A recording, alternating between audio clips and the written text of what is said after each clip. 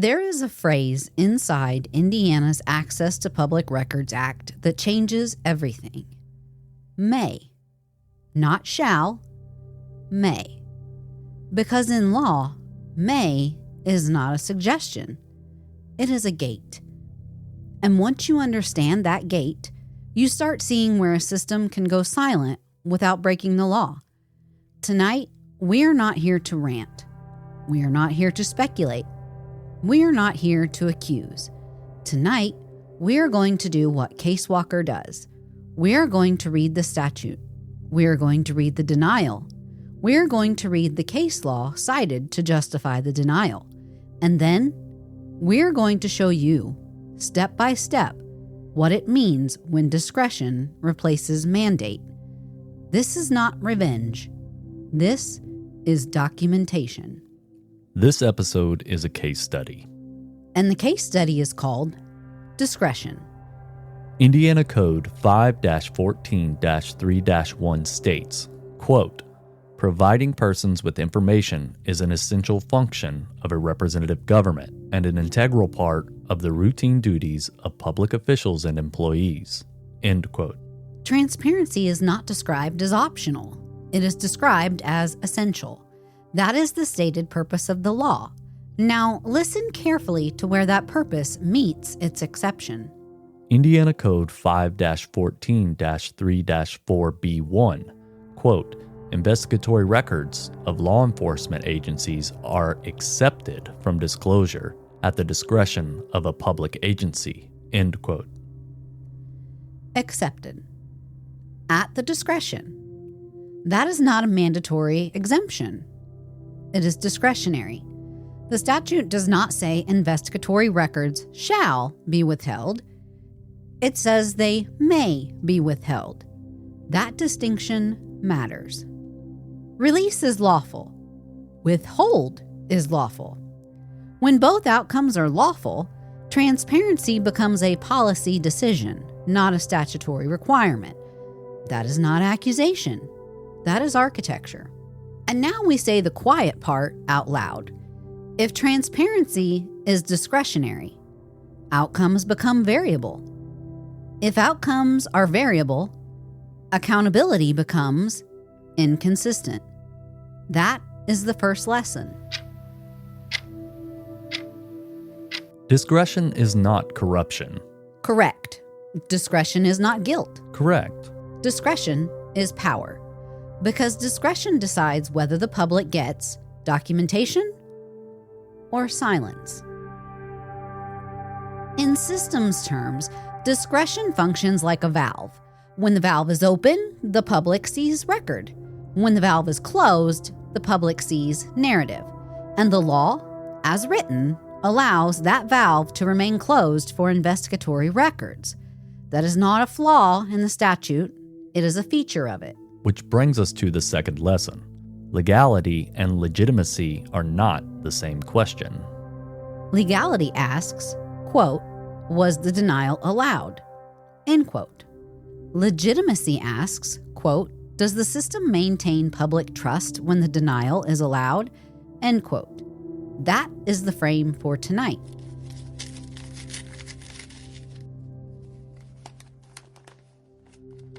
Quote, moreover, the passage of time does not in any way change my discretion in this regard, end quote. Time does not change discretion. Nearly a decade can pass. Discretion remains. Closure does not compel disclosure. Age does not compel review. The statute does not impose a sunset. The courts have affirmed that. So the structural question becomes unavoidable.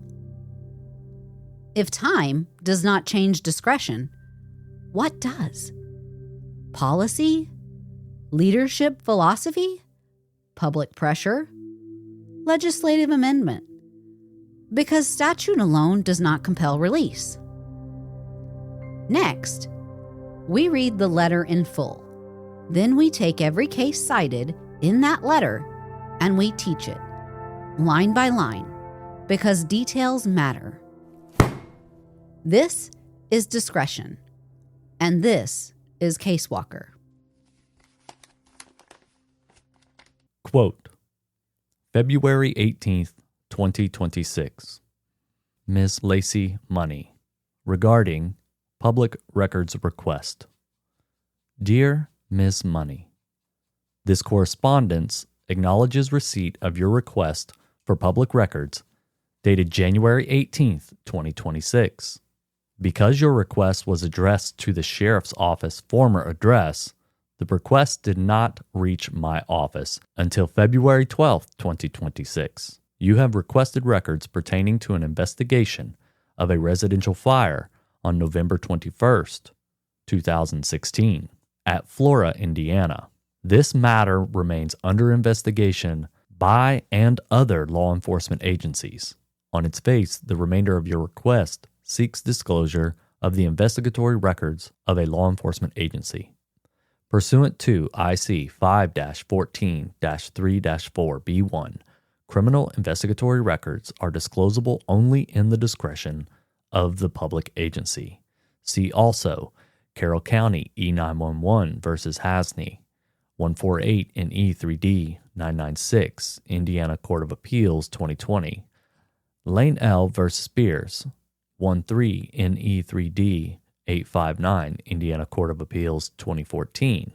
Indianapolis Newspaper Incorporated versus Trustees of Indiana University, 787 in E2D 893, Indiana Court of Appeals 2003. Moreover, this passage of time does not in any way change my discretion in this regard. Your request is therefore denied. Sincerely, Tony Liggett, Sheriff. End quote. Now we break this apart, line by line. The letter acknowledges receipt of a request dated January 18th, 2026. It states that because the request was addressed to a former address, it did not reach the office until February 12th of 2026. Under Indiana Code 5-14-3-9, a public agency must respond to a mailed request within 7 days of receipt. The letter is dated February 18th. That is 6 days after February 12th. That complies with statute. There is no procedural violation in the response timeline. That matters, because this episode is not about missed deadlines. It is about discretionary authority. Quote, this matter remains under investigation. End quote. That classification anchors the entire denial. Under Indiana Code 5-14-3-2, an investigatory record is defined as information compiled in the course of the investigation of crime. That definition is broad. It includes notes, recordings, photographs, witness statements, and internal documentation. Once classified as investigatory, those materials fall within 5-14-3-4B1, which means they may be withheld at the discretion of the agency.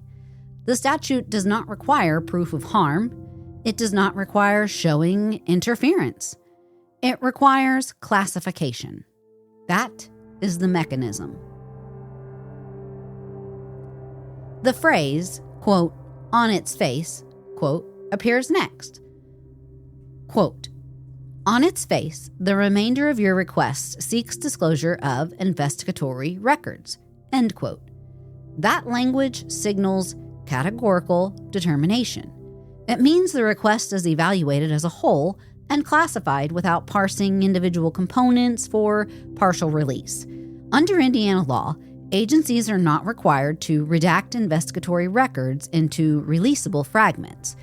If the record qualifies as investigatory, it falls under discretionary exemption. That is judicially supported. Quote, pursuant to Indiana Code 5-14-3-4B1, criminal investigatory records are disclosable only in the discretion of the public agency, end quote. Only in the discretion. That phrase is accurate. The statute gives authority to release or withhold, and the letter cites 3 appellate decisions to reinforce that authority. We now examine each. Not the headline, the facts, the issue, the holding, and the reasoning, because details matter. In Carroll County E911 versus Hasnie, 148 in E3D 996, Indiana Court of Appeals 2020, a requester sought access to 911 recordings related to a criminal investigation. The dispatch center denied the request. The trial court initially ordered release. The Court of Appeals reversed. The appellate court held that 911 recordings compiled as part of a criminal investigation qualify as investigatory records. Therefore, they fall within the discretionary exemption. The key principle here is classification. The court did not say all 911 calls are exempt. It said when they are compiled as part of a criminal investigation, they qualify as investigatory records. And once they qualify, discretion applies. The court deferred to legislative language. May. In Lane L. v. Spears, 13 NE3D 859, Indiana Court of Appeals 2014, an incarcerated individual requested investigatory records related to his own conviction. The agency denied the request. The Court of Appeals upheld the denial. The court emphasized that investigatory records remain discretionary even after a case concludes. This case matters for one reason: time. The court affirmed that closure does not eliminate discretion. Investigatory records do not automatically convert into mandatory disclosure simply because years have passed. That principle is echoed in the letter. Quote, "The passage of time does not in any way change my discretion." End quote. That sentence aligns with Lane L. In Indianapolis Newspapers Incorporated versus Trustees of Indiana University, 787 in E2D 893, Indiana Court of Appeals 2003, a newspaper sought access to investigatory materials from a university police department. The court reaffirmed that investigatory records are accepted from mandatory disclosure. It emphasized legislative deference to law enforcement discretion. 3 different factual scenarios, 3 different contexts, same principle: investigatory classification, broad discretion, judicial deference. Quote, "Moreover, the passage of time does not in any way change my discretion in this regard." End quote. Nearly a decade has passed since the 2016 fire referenced in this request. Under Indiana precedent, time does not compel release. Closure does not compel release. Public curiosity does not compel release. Statute does not compel release. The valve remains discretionary, indefinitely. That is not corruption, that is design. So the structural question becomes unavoidable. If time does not change discretion, what does? Is it policy? Is it philosophy? Is it legislative amendment? Because statute alone does not mandate transparency here. Next, we step back even further. We examine what qualifies as an investigatory record, how broad that definition is, why that breadth exists, and what it means when investigatory classification becomes the controlling factor in public access. Because this episode is not about anger. It is about architecture. Before we go further, we need to define the term that drives this entire denial: investigatory record. Because without understanding that definition, everything else sounds abstract. Under Indiana Code 5-14-3-2, an investigatory record is defined as information compiled in the course of the investigation of a crime. That includes notes, memoranda, witness statements, audio recordings, photographs, internal communications, forensic documentation, dispatch logs. The definition is intentionally broad. It does not require that the investigation be active. It does not require that charges be pending. It requires only that the record was compiled in the course of investigating a crime. Once that threshold is met, the record falls under 5-14-3-4B1, which means it may be withheld. There is no narrowing clause in the definition, no expiration language, no sunset trigger. Correct. Which means classification determines access, and classification is made by the agency. That is not an anomaly. That is statutory design. Investigatory exemptions exist for legitimate governmental purposes, to protect witness identities, to prevent interference with investigations, to preserve forensic methods, to avoid compromising prosecutorial strategy.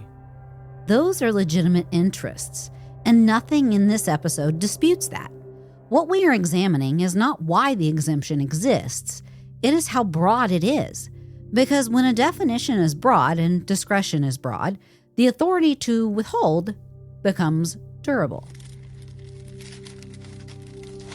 Indiana's Access to Public Records Act was enacted in 1983. Its stated purpose was to ensure that government transparency remains integral to representative democracy. But, like many public record statutes, it balances openness with exemption. And when the legislature wrote 5-14-3-4B1, it did not use mandatory language. It chose permissive language. Quote, may, end quote. Legislatures choose words deliberately, and courts interpret those words according to their plain meaning, which brings us to a statutory construction. In statutory interpretation, quote, shall, end quote, is mandatory. Quote, may, end quote, is permissive. Indiana appellate courts have consistently held that when the legislature uses may, it grants discretion unless context clearly indicates otherwise. Here, context reinforces discretion. The courts in Robinson, Lanell, Indianapolis newspapers all affirm that the investigatory exemption is discretionary, not conditional, not temporary, discretionary. So when the letter states, quote, disclosable only in the discretion of the public agency, end quote, that is not rhetorical. It is statutory. And statutory language shapes institutional behavior, because when release is optional, silence is lawful. Under Indiana law, individuals may file complaints with the public access counselor if they believe a denial violates APRA. The public access counselor issues advisory opinions. Advisory, not binding. The agency may accept or reject the opinion. If the requester disagrees with the denial after PAC review, the next step is litigation. Litigation requires filing fees, time, legal representation, appeal deadlines, and that leads us to the structural reality. To challenge an APRA denial in court requires initiating civil action. Filing fees in Indiana trial courts typically range from hundreds of dollars. Attorney retainers for civil litigation often begin in the thousands. Discovery increases cost. Appeals increase cost. Time increases cost. Most citizens stop at denial, not because they are wrong, but because they are practical. The system does not prevent challenge, it makes challenge expensive, and cost shapes compliance. That is not corruption. It is friction, and friction determines how far most people are willing to go. When investigatory records remain withheld indefinitely, the public receives information through press conferences, official statements, media briefings. Those are narratives. Narratives may be accurate, but they are unilateral. Records allow independent verification. When records remain discretionary, independent verification remains discretionary. That creates informational asymmetry, not allegation, asymmetry. The statute functions exactly as written. The courts interpret it, exactly as written. The letter applies it exactly as written. Which means, if silence persists, it is not because the system malfunctioned. It is because the system permits it. That is the architecture. And architecture is harder to argue with than emotion. So now we arrive at the unavoidable structural question. If investigatory classification plus discretionary language plus judicial deference plus economic friction all align, where does mandatory transparency enter? Because in this structure, it does not enter automatically. It enters only if discretion shifts. Next, we widen the lens. We compare this framework to other jurisdictions. We examine whether Indiana's investigatory exemption is typical, or whether it is particularly broad, because understanding context matters.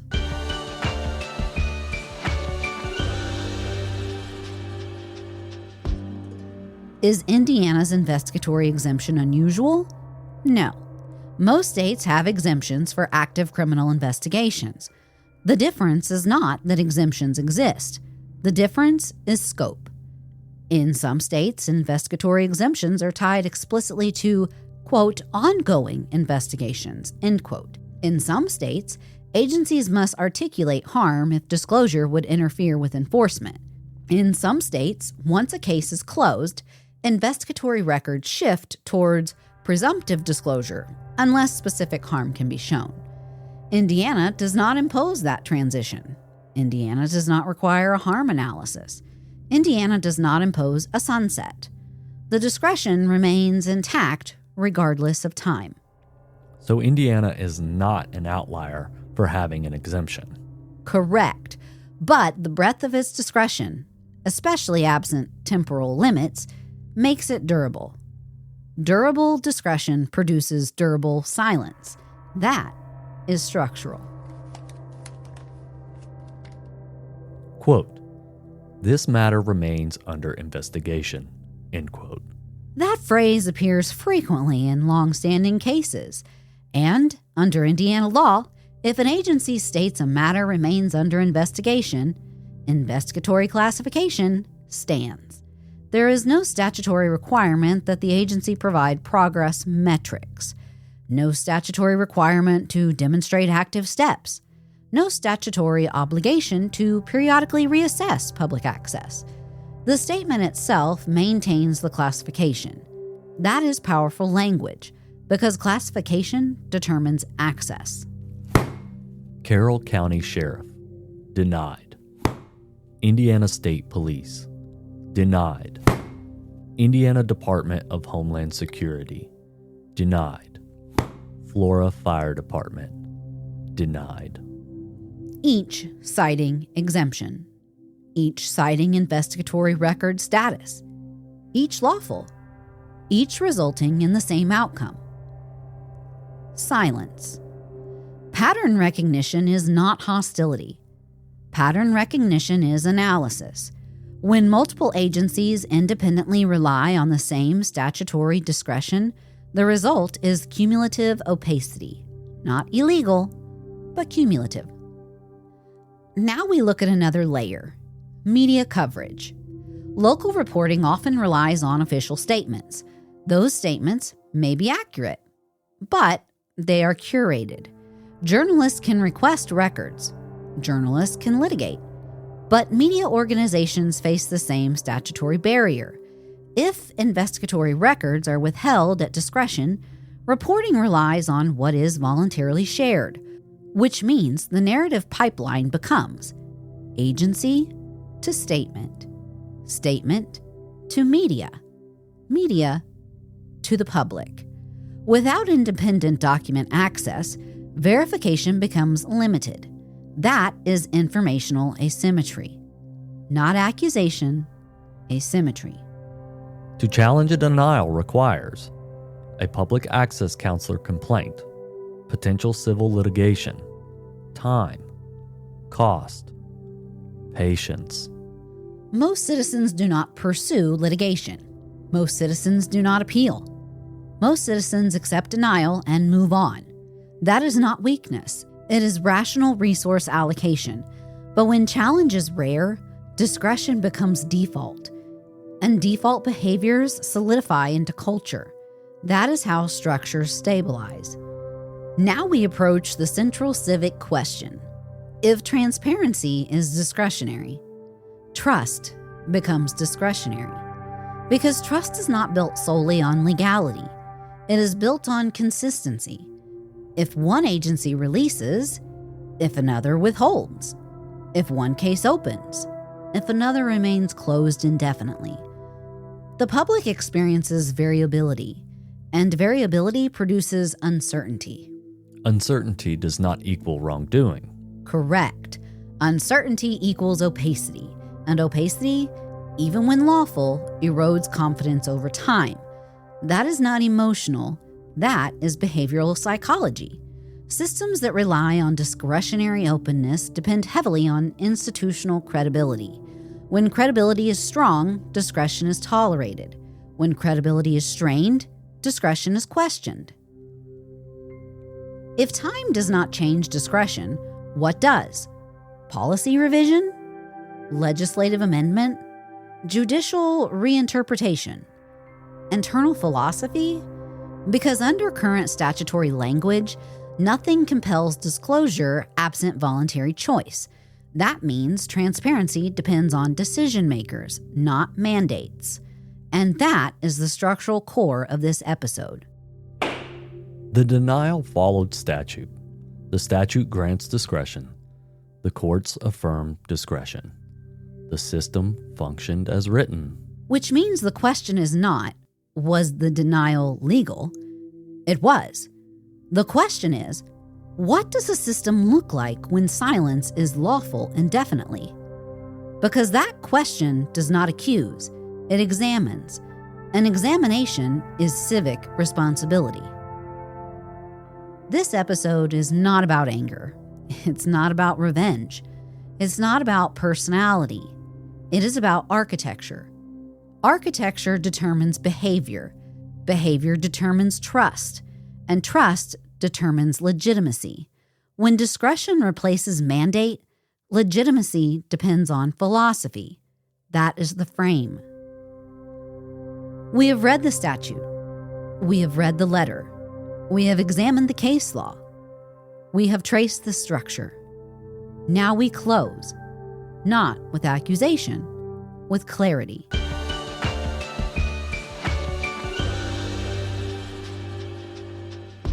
If silence is lawful, silence becomes stable. If discretion is broad, discretion becomes durable. And when discretion is durable, transparency depends on philosophy, not obligation. That is not a moral statement. It is a mechanical one. Statutes create incentives. Incentives shape behavior. Behavior shapes culture. Culture shapes trust. No statute was violated. No deadline was missed. No procedural error occurred. The system operated exactly as written. Which means this episode is not about failure. It is about function. And function matters. Because when investigatory classification, plus permissive language, plus judicial deference, plus economic friction, all align, the default outcome is withholding. Not because anyone broke the law, because no one had to release. Trust is not built in courtrooms. It is built in consistency. It is built in predictability. It is built in visible process. When a case remains under investigation for years, when records remain shielded indefinitely, when time does not alter classification, trust does not collapse, but it does strain, and strain accumulates quietly, not dramatically, incrementally. That is how institutional confidence erodes, not through scandal, through opacity. This again is not an allegation of corruption. No, it's not. This is not an accusation of misconduct. It's not a claim of wrongdoing. It's not a personal attack. This is a structural examination of a statute functioning exactly as written. That is what Casewalker does. We read, we cite, we document, we trace, we teach. We submitted a request. The request was acknowledged. The statute was cited. Case law was referenced. The request was denied. That is the record. Records matter. Timelines matter. Language matters. Details matter. Because systems remember through documentation, and documentation does not forget.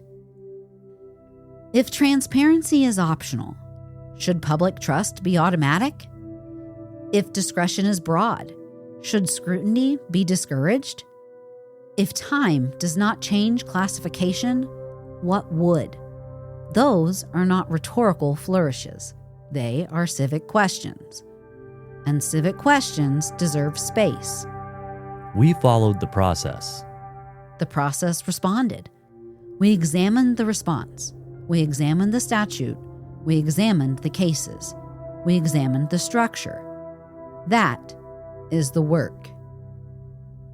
This is not about burning anything down. It is about understanding the architecture of the building. Because once you understand the architecture, you understand why certain doors never open, and you stop mistaking silence for absence. Before we close tonight, we do what we always do, because documentation is not only about systems, it is about people. And when records stay closed, faces still matter, names still matter, time still matters.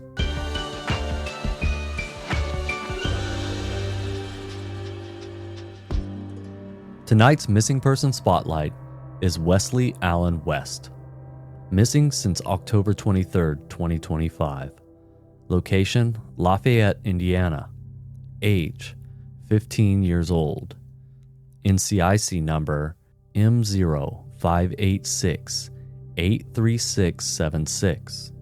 Reporting agency, Lafayette Police Department. Phone number, 765-807-1200. National Center for Missing and Exploited Children Case, 2066287. 24-hour call center, 1-800-843-5678. Wesley was reported missing from Lafayette, Indiana on October 23, 2025. He may remain in the area or may be traveling to nearby communities including Greencastle or Indianapolis. He has a scar on his left knuckle, a tattoo on the top of his left hand, and a tattoo on his left arm. If you have any information regarding Wesley's whereabouts, no matter how small it may seem, contact the Lafayette Police Department or call 1-800-THE-LOST. Time does not reduce urgency. Time does not reduce worth. And time does not erase memory. If you are listening, share his name, because someone is still waiting. We document. We examine. We teach. We remember. We don't speculate. We don't inflame. We read the record. This has been the Casewalker Chronicles. And we hope you keep walking with us.